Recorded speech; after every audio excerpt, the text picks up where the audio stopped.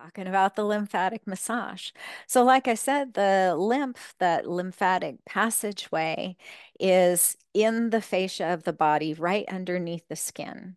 So, you can literally rub lotion on your hands, just nice and gentle, rubbing all your fingers, getting into the joints.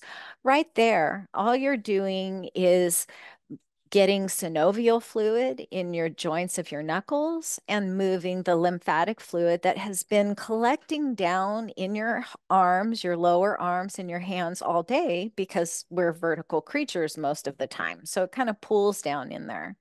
So just doing that can be really beneficial. The wonderful thing about yoga is it brings a mindfulness component to it. So instead of washing your hands and then getting your lotion and just kind of rubbing it in and moving along your way, you might take a moment to really get present in your body, to really notice what it feels like to be touching your fingers, to notice how your index finger feels and how your middle finger feels and your ring finger, and to continue on to all your fingers and your thumbs and feel the palms of your hands. And just take a moment to show yourself a little bit of tenderness. It doesn't have to take forever, and it doesn't have to be every time. But just every time you can bring a little extra intention, a little more connection to yourself, a little more compassion to yourself, is time well spent. It's time that you're building that window of tolerance. You're increasing that tolerance. You may have also heard of, before I get to any of that, avoid if you've just eaten a big meal, you're in great physical discomfort, you have any kind of a fever, high blood pressure would probably be another thing you might want to stay away from, because there may be some bending over involved in a full lymphatic massage during pregnancy or menstruation. And of course, check with your doctor if you're at all concerned about it. Like I said, you can do self-massage with hand lotion, just doing your hands, or maybe you use moisturizer throughout your body, or you might like dry brushing if you're into that. All of those things are great for lymphatic massage. And if you're doing a full lymphatic massage practice, you start at your feet. You work your way up your legs, and then you do your hands, and you work your way up your arms, and then you do your abdomen and as much of your hips and your backs as you can reach. And then you come up across your breasts and into your chest. And actually, you probably start at the top of your head and your face, and then do what I just said from the feet and then the hands up. Everything towards the heart, basically, is what we want to do. We want to move all that lymphatic fluid up towards the heart. So you could make this as formal as getting a fancy massage oil. You could warm it up. You could lay down a towel on your bathroom floor. You could sit down and just be really take your time to massage every single inch of your skin. And maybe you don't do that every day or even once a week. Maybe you do it a couple times a year, just as a really nice way to take care of yourself. And it is taking care of yourself because it's nourishing your skin, which can be great if you've got dry skin. It's nourishing your joints, your lymphatic fluid. And there's all different kinds of oils that you can use, whatever you like. But if you don't have the time for that, if you don't want to take the time for that, if you can just bring an intentional lotioning of the hands, or maybe you use dry brushing instead of the oils, and you do the same motion with the dry brush as you would the oils, going towards the heart from the extremities, getting all that lymphatic fluid back towards the thymus. You could also do tapping. So instead of brushing or massaging, you could take like, and I'll just take, well, I'm not going to take my glasses off because that'll mess with the headphones. So no more technical issues. I'll just do like, you could take your fingers and just tap right across the top of your forehead. And you could maybe come down to your eyebrows and just gently tap. And then you might take your two first fingers and just gently press over the eyes at the brow where the eyebrows meet, and just maybe bow your head forward a little to rest on your outstretched fingers. And then you could release that and then maybe close your fingers. And then if you're doing the full lymphatic massage, again, starting at your ankles, but then once you, like at your ankles, you would do similarly as just tapping on your skin here, very gently, very lightly. Like I said, it's not very deep. You might just, massage your hands together and then turn the arm in and out, rotate back and forth, just tapping that lymphatic fluid up towards your lymph nodes. And you would do the same thing if you were doing oil, just massaging towards the lymph nodes, towards the heart, up the arms, up the legs, and same thing with dry brushing. So that's how you would want to do that. And again, you can do that every single day. You can use any one of these kinds of practices that will fit into your life. You might even do it in the shower. Maybe you have body oil that you use in the shower, or maybe you exfoliate in the shower, but it's all the same kind of thing. But the really strong thing that I encourage the most is no matter how you do it or how much you do it, that you do it with an intention to be connected to yourself, to pay attention to yourself, to appreciate and be grateful for yourself. Now, as I mentioned, I've had a difficult relationship with my body. I think a lot of us have had, whether we have health issues, chronic or acute, whether we have height issues or weight issues or nose issues or whatever issue we have with our bodies. Many of us have a kind of complicated relationship at best, and really bringing some love and some gentleness and some true acceptance.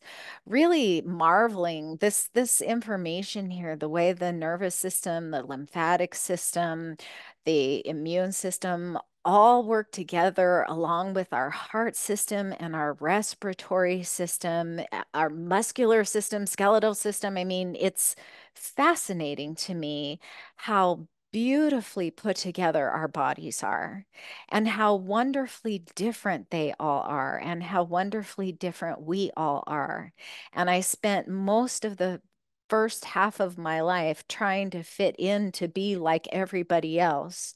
And yoga has offered me the opportunity to tune into myself and be who I really am. And that is one of the best powers, I think, of yoga. And so, just moving on to support practices, meditation is a big part of yoga. As a matter of fact, yoga started as simply a meditation practice. The reason that the yoga physical postures were even brought to bear was because the Buddhist monks were practicing this meditation, this sitting still and not talking. And they were trying to teach these young boys, of course, girls were not permitted at the time to be a part of this, but they were trying to teach these young 10, 11-year-old boys to sit quietly for hours at a time. And when that proved to be quite challenging, they would have them move through these yoga postures to basically tire them out before the meditation practice. So that was what the physical postures were created. And later on, it became apparent how the breathing that was tied into that and the other kinds of movements, and how the movements affected the body, like moving the lymphatic flow and supporting the hormonal system, the endocrine system. That was just icing on the cake. So meditation is really that connection, that mindfulness portion I was talking about. And then singing and humming, or in yoga, you might hear it as chanting or mantra. doing that vocalization stimulates the vagal nerve right here at the base of the throat. And that is the major nerve that runs from our brains all the way down through our throats and to every other organ in our body. It is literally that gut-brain connection. And most of the communication from that through that nerve comes from the gut to the brain. So it's that is like our first notice to us that something's going on in our bodies is when we start to have digestive issues, when we start to have constipation or diarrhea, or we're not or a lot of heartburn or anything like that. That is often our gut literally telling us, hey, something is wrong here. And more often than not, that first thing that we're listening to, those whispers, are telling us, you are doing too much. You are too stressed out. We either need to alleviate that stress or we need to figure out a healthier way to deal with it if that's not possible. But the singing, the humming support that nerve so that you can hear those messages from your gut. And then bilateral movements, another thing in yoga where we're maybe doing one thing on one side and the opposite on the other side. So we might press our hands together and then hook the fingers and pull them apart and then press them together again. And then this time bring the front hand to the back. So now you kind of have to think about it. So first you've got the right hand on the front and you hook them and pull and then press the palms together and then the right hand on the back. And it just feels a little bit awkward here. That's a bilateral movement that supports your brain and it also supports your neuroplasticity and it also supports that vagal tone so that you can tune into those gut feelings. And then I always like to include this quote, seeing unhealthy patterns in your family and deciding that those patterns end with you and will not be passed down to future generations is an extremely brave and powerful decision. And I think about this in terms of trauma a lot of times, whether that's childhood trauma or the trauma of having had a devastating illness or losing somebody that you love. We have these patterns that we practice over and over again, generation to generation. Now, I would blame my body issues on my mother because I certainly could, but I'd also have to blame them on her mother, and then I'd have to blame them on her mother, and then I'd have to blame just culture in general. I mean, it's not anything that any one person did, but just because they did do that doesn't mean that we have to do that. And one of the things that we do repeat is this incessant need to prove ourselves worthy, to be perfect, to take care of everyone else at the expense of taking care of ourselves. And it has become some kind of badge of honor to say, oh, I didn't get much sleep last night. I'm just so busy. Or I checked off this off my box and that off my box and blah, blah, blah, blah, blah. And I didn't even get to go to my kids' recital or whatever the thing might be. Taking care of ourselves, doing things like self-massage, those are the rebel moves to make these days, you know? So I encourage you to say, I'm going to model healthy behavior for my daughter, for my daughter's daughter, for my sons, for my brothers, whoever you have in your life. We often want to take care of other people, but when we do that too much at the detriment of taking care of ourselves, we not only deplete ourselves, but we set a really bad example for them too. So you're not necessarily doing them any favors by not taking care of you first. So I just would love to see people begin to normalize this kind of self-care.